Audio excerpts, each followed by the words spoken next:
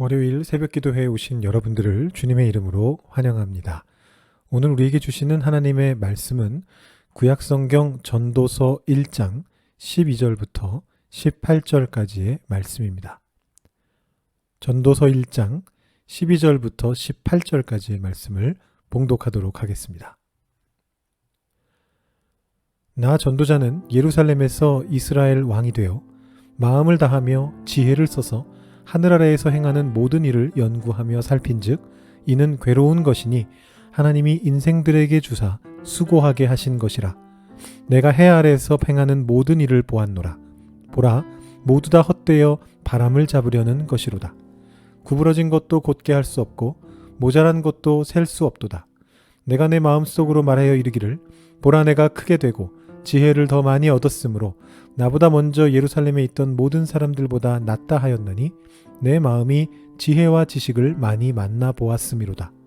내가 다시 지혜를 알고자 하며 미친 것들과 미련한 것들을 알고자 하여 마음을 썼으나 이것도 바람을 잡으려는 것인 줄을 깨달았도다. 지혜가 많으면 번뇌도 많으니 지식을 더하는 자는 근심을 더하느니라. 아멘. 네, 오늘부터 정확히는 어제부터네요. 우리는 전도서의 말씀을 묵상하기 시작합니다. 전도서는 해석하기가 참 어려운 성경입니다. 우리만 그런 것이 아닙니다. 이것은 고대 사회에도 마찬가지였습니다.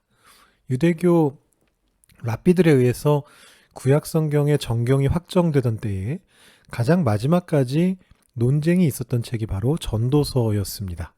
그만큼 내용이 난해하고 더구나 성경의 다른 부분들이 보여주는 그 신학적인 어떤 방향성과 참 다른 방향성을 보여주는 책이 바로 전도서입니다. 우리는 전도서를 통해서 성경이 단순하지 않고 다층적이다라는 것을 배우게 됩니다. 신앙생활을 하는 초기에 우리가 이 성경에 대해서 가지게 되는 어떤 선입견 혹은 착각이 있습니다. 그것은 성경이 하나의 방향성만을 가지고 쓰여진 책이다라는 그런 생각입니다. 많은 교회의 목회자들이 이러한 착각을 강화시키는 그런 설교를 합니다. 이유가 굉장히 간단한데요. 편하기 때문입니다. 설명하기도 편하고 받아들이는 분들을 복잡하게 하지 않죠. 흔히 이것을 이제 우민화 전략이라고도 하는데요. 성도들이 성경을 간단하고 단순하게 생각하면 할수록 그렇게 성경을 가르쳐주는 목회자를 존경하게 됩니다. 뭔가 잘 이해되지 않는 것 같은 그런 말씀을 하나의 방향성으로 엮어가지고 이해가 되게 설명해 주니까 얼마나 존경스럽겠습니까?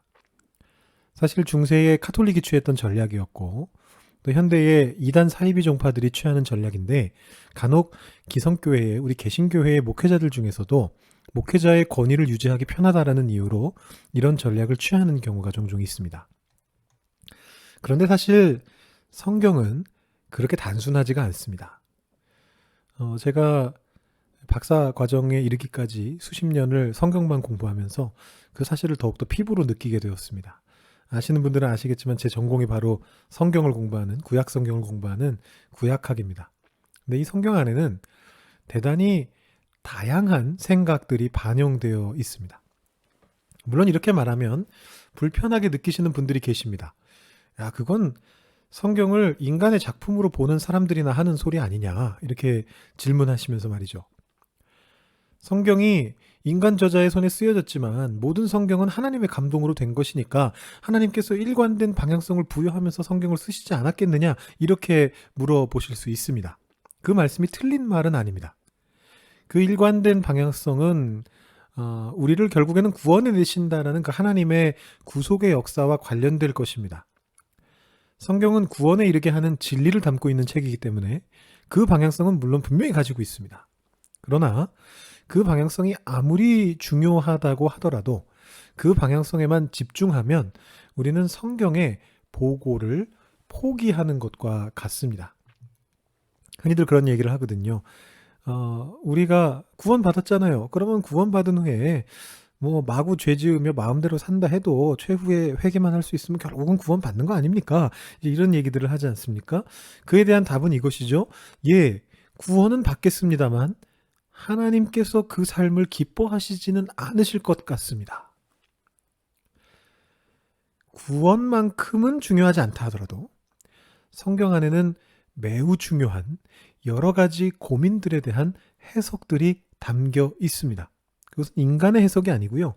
하나님이 너무나 위대하시기 때문에 그 하나님의 모습을 보게 되는 인간들의 어떤 그러니까 하나님의 너무 위대한 모습을 다 파악할 수 없기 때문에 보여지게 되는 다양한 모습들인 거죠.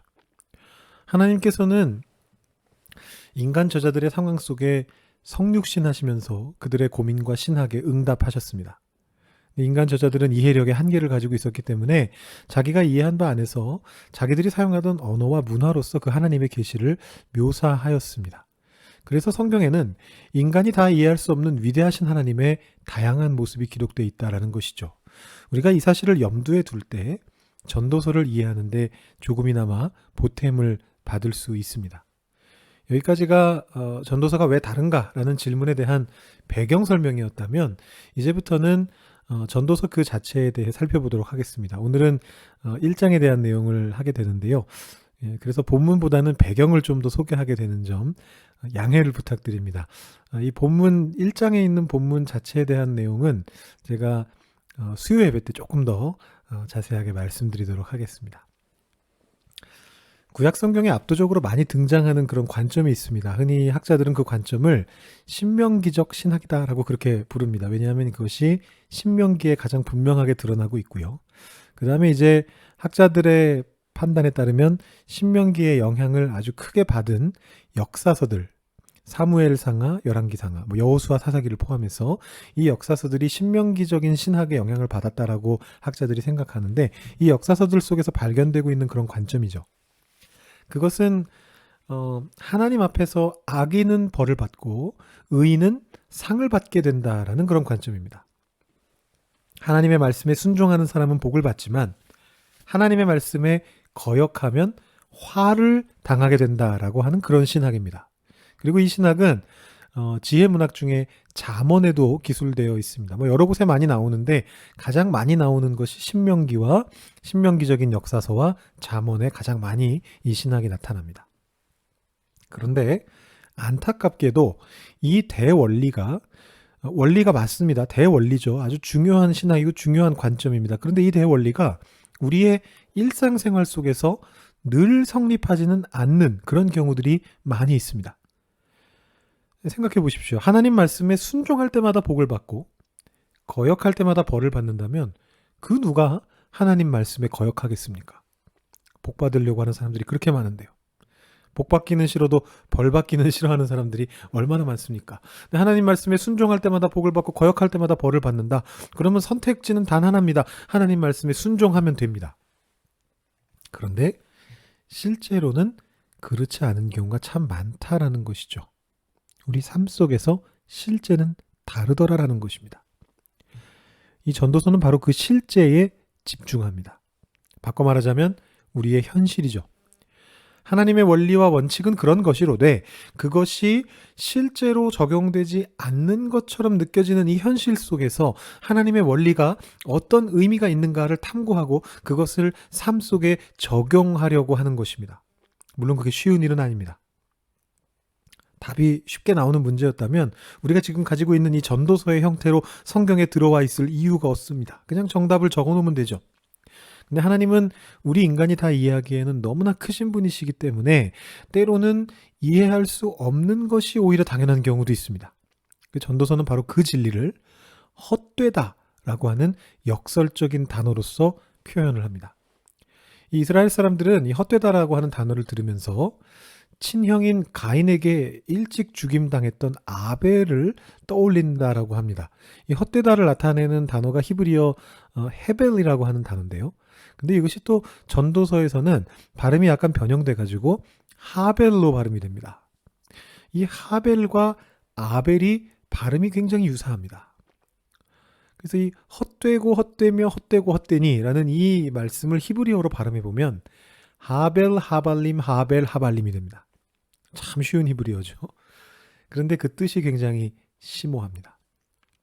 이 단어는 비어있음, 숨 쉰다 할 때 그 숨, 또 헛됨, 증기, 수증기, 없어져 버리는 어떤 안개 그런 의미들을 담고 있습니다. 그래서 이 네 번의 해배를 그냥 다 붙여놓은 건데요. 여러 가지 의미로 해석해 볼 수가 있습니다. 이 네 해배를 같은 의미로 본다면 우리가 가지고 있는 개역개정 성경처럼 헛되고 헛되며 헛되고 헛되다 이렇게 해석할 수도 있는데, 또는 이게 어쩌면 서로 다른 의미를 담고 있는 수수께끼 같은 단어다, 문장이다라고 생각한다면 여러 가지 해석을 할 수 있죠. 숨 쉬는 것도 헛되고 삶을 돌아보니 그 삶이 비어있는 것도 헛되다, 이런 식으로 의미를 담아서 해석할 수도 있는 것입니다. 결과적으로 그 모든 것이 비어있고 결과적으로 그 모든 것들이 헛되다라고 하는 것이 전도자의 관찰입니다. 이 관찰을 대전제로 놓고서 전도자가 이제 일명 프롤로그 시라고 불리는 이 전도서 전체를 시작하는 시를 한 편 적어 놓습니다. 해와 바람과 강물이 모두 시간의 지배 아래 있고 그 일은 새로운 것 같지만 늘 동일하다라는 것을 노래하는 그 시가 적혀 있습니다. 그리고 그 뒤를 이어서 본격적인 내용으로 들어가는 것이 오늘 본문인 12절부터 18절까지의 1장 후반부입니다. 여기에서 전도자는 모든 것이 헛된데 얼마나 헛되냐 하면 심지어는 지혜를 찾으려고 애쓰는 것조차도 헛된 일이다 라고 그렇게 이야기를 합니다. 이렇게 1장이 크게 세 부분으로 나뉘어집니다. 대전제인 2절 말씀, 헛되고 헛되다. 그 다음에 이제 프롤로그 시편이 되는 3절부터 11절까지의 말씀. 그리고 이제부터 지혜를 탐구하겠다, 하지만 그것도 헛되다라고 하는 본격적인 내용의 시작이면서 이 뒤에 나오는 내용을 예고하는 예고편이기도 한 12절부터 18절까지의 말씀, 이렇게 세 부분으로 나뉘어집니다. 그래서 사실은 이 1장을 읽고 나면 전도서는 다 읽은 것이나 마찬가지이긴 합니다. 뒤에 나올 모든 내용의 핵심이 여기 담겨 있습니다. 세상의 모든 것도 지혜도 다 헛된 것이고 무엇을 탐구하든 그 결과로 나오는 것이 그의 들인 수고보다 못하다라는 그런 내용이죠. 이것은 물론 인간 군상의 부족함과 연약함을 이야기하는 것입니다. 그렇다면 여기에 하나님이 개입하신다면 상황이 좀 달라질까요? 우리는 재빠르게 하나님을 개입시키고 싶어 하지만 전도자는 그렇게 하지 않습니다. 아직 그것은 분명하지 않습니다. 하나님이 개입하신다면 상황이 달라질 것인가? 정확한 답을 주지 않습니다. 이제부터 전도자는 자신의 삶의 헛된 부분들을 고찰하다가 하나님에 대해서도 물론 생각하게 될 것입니다. 그러나 그것은 아직 1장에서는 언급되지 않습니다. 그리고 그 결론도, 하나님의 개입에 대한 그 결론도 단순하지는 않을 것입니다. 하나님 개입하시면 다 해결돼, 모든 것이 해결돼, 그렇게 쉽게 말하지는 않을 작정입니다. 그 전에 그는 자신이 살아온, 자신이 경험한 인간 세상의 헛됨의 깊이가 얼마나 깊은 것인지를 충분히 이야기할 생각입니다. 그래서 그는 그 모든 것이 헛되다라는 것을 1장부터 이렇게 강조하고 있는 것입니다. 우리 삶의 헛됨을 깊이 관조해 보신 적이 있으십니까? 어떤 경험을 하실 때 그런 생각이 드셨습니까? 혹은 아무 경험도 없는데 오히려 그것 때문에 이제 새로운 경험이 전혀 생겨나지도 시작되지도 않는다라는 그런 생각을 하게 되면서 이런 느낌을 받으시지는 않으셨습니까? 김요한 목사님께서 지난주 수요예배 때 젊음과 나이 듦에 대하여 고찰해 주셨는데, 혹시 나이가 많이 드신 경우에도 혹시 이런 감정, 이제는 나에게 새로운 것이 아무것도 없구나, 새로운 경험이 생겨나지 않는구나, 이런 감정을 느끼시게 되지는 않습니까? 우리 모두에게는 이런 삶의 헛됨을 느끼게 되는 시간들이 있습니다. 마음이 허하다라고 하는 그런 생각이 들 때가 생겨납니다. 이제 우리는 전도자와 함께 그것을 탐구하면서 나아갈 것입니다. 전도자가 세상의 일과 하나님과 같이 씨름하면서 이 허한 마음을 어떻게 채워갈 것인가, 그것을 기대하는 마음으로 우리 새벽 기도에 임하시면 좋겠습니다. 이 시간 기도하실 때에 하나님, 우리에게 분명히 이 허한 마음이 있습니다. 헛됨을 느끼게 될 때가 있습니다.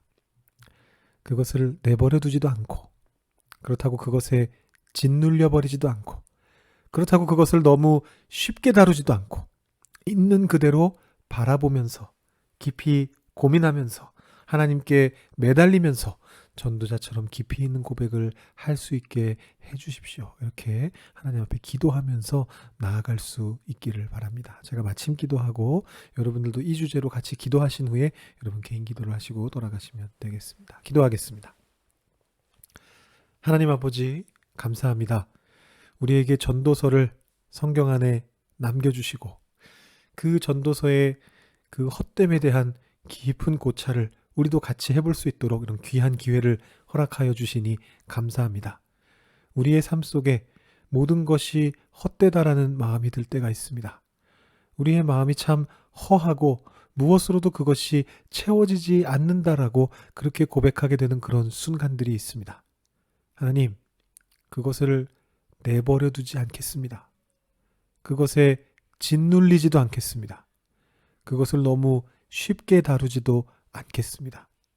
우리에게 놓여있는 우리의 현실을, 우리의 헛됨을 있는 그대로 바라보면서 전도서의 말씀과 씨름하면서 깊이 고민하면서 하나님께 매달리면서 우리도 이 헛됨을 우리의 마음속에 받아들이고 그것으로부터 하나님을 향하여 나아갈 수 있기를 소망합니다. 우리 전도자의 깊이 있는 고백들을 우리가 이해할 수 있도록 우리에게 지혜를 허락하여 주시고 주님 붙잡고 나아가면서 우리의 삶 속에 있는 이 허함을 핸들링할 수 있는, 다룰 수 있는 우리 한 사람 한 사람 되게 하여 주시옵소서. 감사드리며 예수님의 이름으로 기도드립니다. 아멘. 오늘도 주님 안에서 승리하시는 삶 사실 수 있기를 바라고요.